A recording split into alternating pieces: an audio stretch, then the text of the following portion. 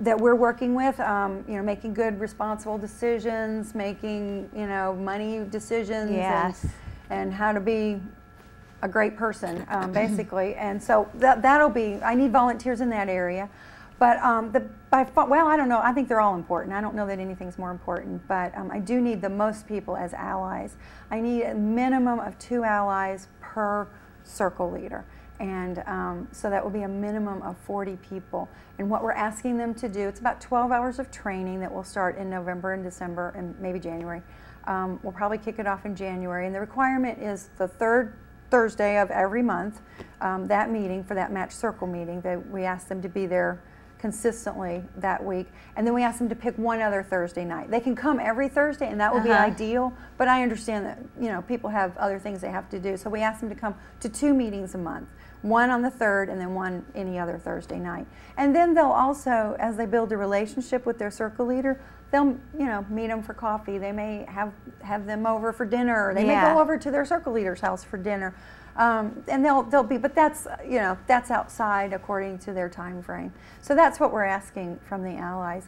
And I think, you know, while we're looking at educating the families in poverty, we're also looking at educating the middle class. That's great. Just like I was educated about iPhones, and I had someone who's very passionate about this and wants to be very involved, and he's got a great heart.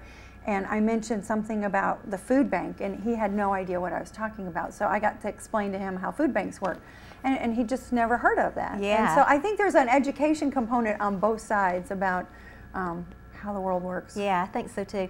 And I know that y'all are going to work on, or we're going to work on, eliminating obstacles that hold people in poverty. That's our 4th week. We got sidetracked, but that's our 4th Thursday of every month. Is called the Big View meeting. Yes. And one of my teams on the Guiding Coalition is the Big View team. And this really, I mean, the whole thing is kind of set apart from a lot of things, but this really sets it at a different level.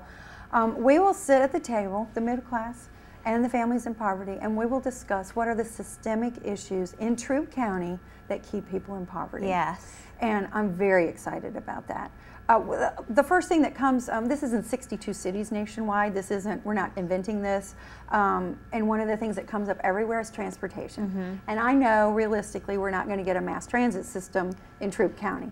But there are a lot of very creative ways to address the issue of transportation. Yes.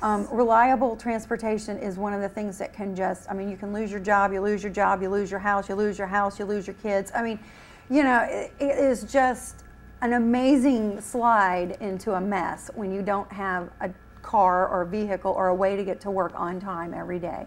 And there are programs that have been set up where you can donate a car. I talked to someone, I was trained in Kansas, went to 2 groups. One group had just started this program, they took donated cars, and then circle leaders applied for them.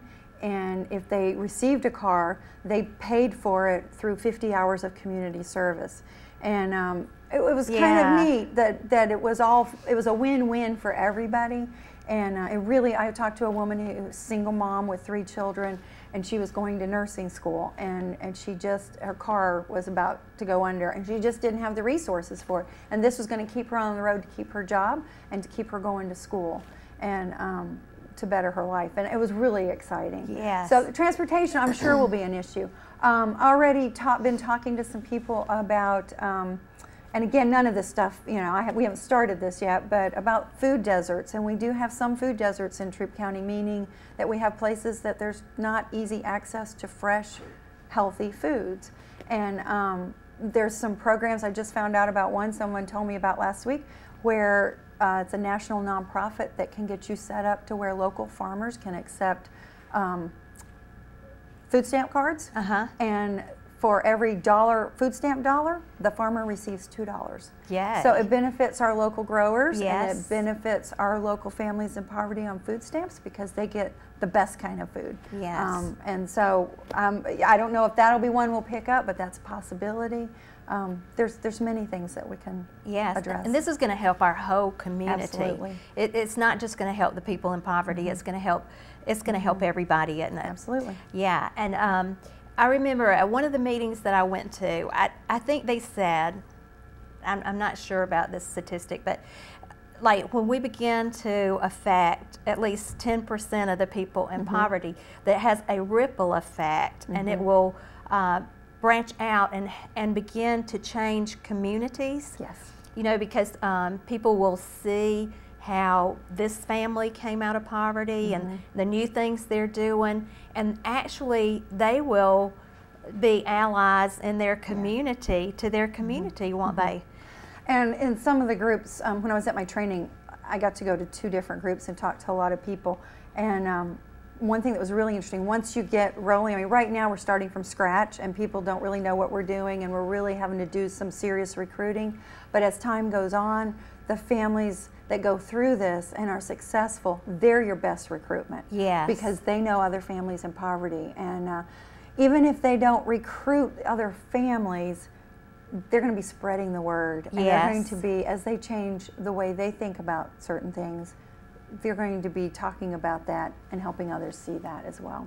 When the generations come together, that's powerful, isn't it? It is. Because the younger generation needs the wisdom in the older generation, and the older generation needs their zeal and vitality and energy and and help with the internet and with Facebook and those kinds of things. So it really works out. It works out great. Sherri, I just want to thank you for coming on. I think we could sit here and talk about Circles of Troup County.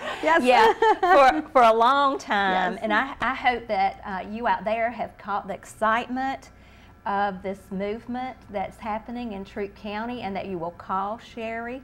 She's at the Troup County Park and Recreation. That's where her office is. We're on Facebook. You're on Facebook, and so get out there and volunteer, and let's work on this systemic poverty and see transformation come to Troup County. And thank you for watching You Make the Difference, because you truly do.